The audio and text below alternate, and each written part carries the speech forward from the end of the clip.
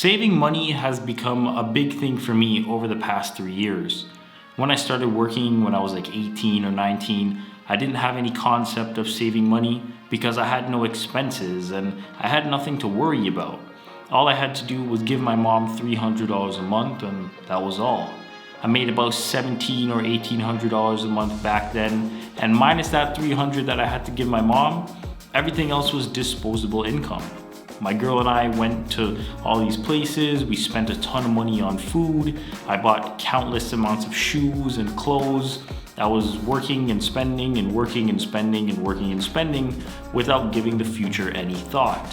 Do I regret doing those things? No, because my girl and I enjoyed ourselves. Do I think I could have been smarter with the money I was making? Sure, but that's why I'm smart with it now. Remember, there's no harm in living a little, especially when you're young. That's why today I wanted to talk about some things that I stopped buying to save money. So let's get straight into the heavy hitters. I stopped buying takeout as often as I was. There's no way around it, especially nowadays. Food is already expensive, and buying takeout or getting food delivered is even more expensive. Eating is unbelievably expensive, and sometimes I wish there was just a pill that I could take to get all my nutrients and stuff for the day, but who knows how expensive that'll be if that ever happens. My girl and I still eat takeout, but we order food like once a week, mostly on a Friday or if there's a special occasion or something like that. The next thing I stopped doing was taking Ubers. I remember when I was working 3 jobs and I used to take Ubers all the time, and those really added up. You're talking $8 to $12 per trip, and that was only one way. Trust me, I know it's convenient. You just go on your phone, you set your pickup and drop off location, it's easy, it's quick, it's convenient, and it's hard to realize that you're spending money, if that makes sense. Everything just gets charged to your credit card, so you're not physically handing over money for you to feel that pain of handing over money, if you get what I mean. There's no friction there. Currently, it takes me about 20 minutes to walk to work, but other than that, I would just take the bus, which is about $3.25 each way. If you live in a city with a good transit system, make use of it. It's way cheaper than driving or Ubering, or you could even try getting a bike. There's also that option too. Keeping things rolling here, I got a no-fee bank account. Now you might be saying, well, what difference does that make? Well, it makes a difference when you're a low-income earner. Personally, I made about $29,000 last year, so every penny adds up for me. I remember when I was with my previous bank, I was paying something like $15 a month or something, and that was for a regular checking account. I got like 20 transactions per month, and then after that, it was $5 per transaction. And I remember going and looking at my statement one day and it was like -5, -5, -5. And I was like, bro, what even is this? First, I had to work to earn the money. Then I had to pay to access my own money that I earned. Like, what type of bullshit is that? So then I switched banks to a no-fee bank, and now I have unlimited transactions and I'm happier than ever. No more paying $15 a month to access the money that I earned. And just one more thing about this, I remember it was like $15 a month or something like that, and I make $16 an hour, so 1 hour of my life per month was going towards paying the bank, and that just didn't make sense to me. The next thing I stopped doing was buying clothes. This was a very big one for me. I used to buy clothes just because they looked good or because it was on sale, and that was a big mistake. After my mom died and I was clearing out her stuff, I remember finding tons of clothes with the tag still on them, and they said $4 or $6 or however much it was.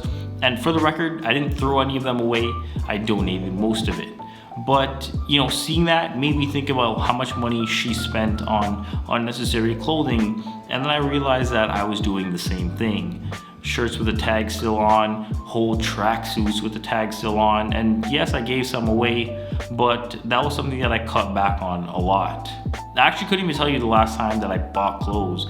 It might have been these socks that I got last year when I replaced all my socks because they were all like dingy and stuff like that. But buying unnecessary clothing will definitely eat up a lot of your money. Staying on the topic of the whole buying clothes when it was on sale, I stopped buying things on sale. I remember when I was working my first few jobs, if something was on sale and I had a thought about it before, I was probably gonna buy it. My girl might remember this, but I remember one day we went to Best Buy. For what reason, I don't know.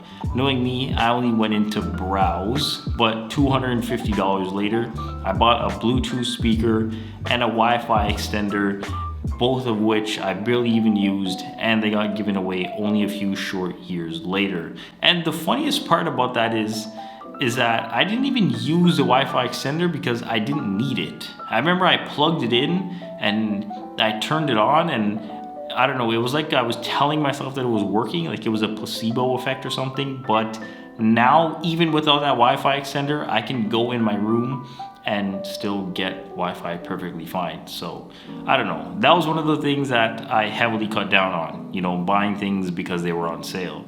If you're looking for, say, a vacuum and you see that it's on sale one day, then sure, you can get it because you're already looking to purchase that item. But if you have a perfectly good vacuum and you go and buy another vacuum just because that one is on sale, then that's a little bit debatable. The last thing was that I stopped upgrading my phone as often. If you watch this channel at all in the last year, you know that me upgrading my phone was a big event, right? My iPhone 8 Plus was approaching 5 years of use and it was slowing down, it wasn't holding a charge properly, and it was time for an upgrade. I spent hours and hours doing research about whether I should get the iPhone 12 or the iPhone 13, and I ultimately decided to go with the 12 mini because that fit my budget the best. Before my iPhone 8, I had the 6S Plus, and only 2 years later after that was when I got the iPhone 8. In reality, the 6S Plus could have lasted me another 2 years, but I wasn't looking at the money at the time. I just wanted the latest and greatest, and I was willing to spend money nonchalantly to get there. It wasn't until later that I realized most iPhones can last you at least 3 to 4 years, which is one thing that I like about them. You know, if you really want to see how fast things add up, put all the money you spent in like a spreadsheet or something, or add it up or something like that, because then you can actually see how much you're spending.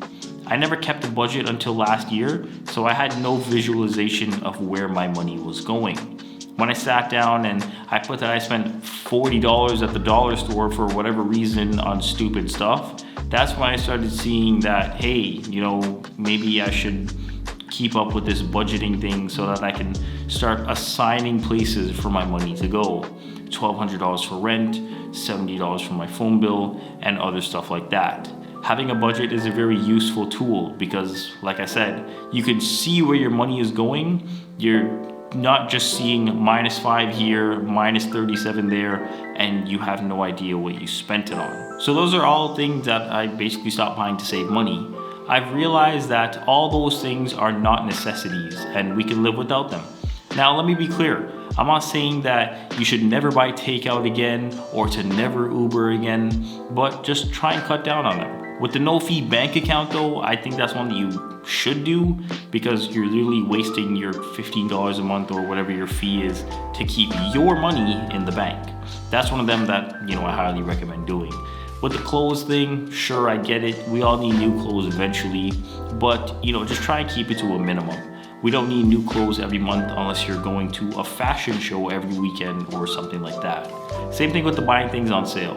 And you know, basically the same thing for upgrading your phone. All these things can be done in moderation, and I think that they're all things that we can cut down on to save some money.